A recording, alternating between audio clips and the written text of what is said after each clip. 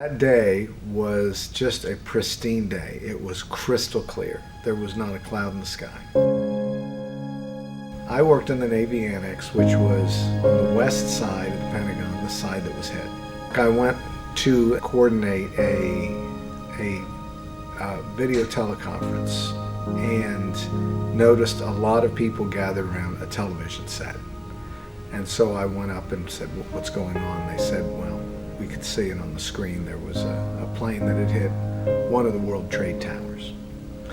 Well, I knew at the time that the chief of chaplains who I worked for was from New York. So I figured the admiral might want to know that his hometown just had an incident. So I walked into his office and I said, Admiral, it appears as though a plane hit one of the World Trade Towers.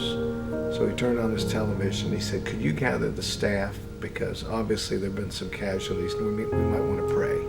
And as I was rounding up the staff, he watched in his office as the second plane hit the second tower.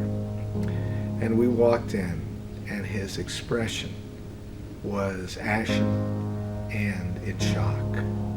And he knew what we were about to find out was that this was no accident. And so we prayed.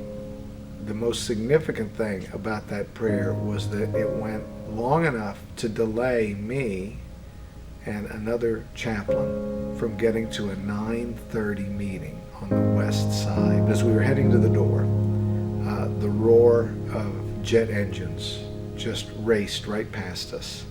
And when we stepped out of the annex door, there was nothing but red flames coming up from the Pentagon. And we instantly knew. There are some significant things that stick in my mind about that day.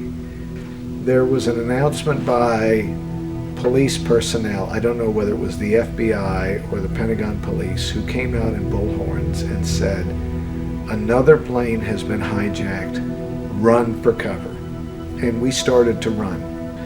As I was running, a chief, and I don't think I'll remember his face, I would never remember his name. He grabbed my sleeve as we were running, and I looked at him and I said, what are you doing? And he said, I'm holding on to you.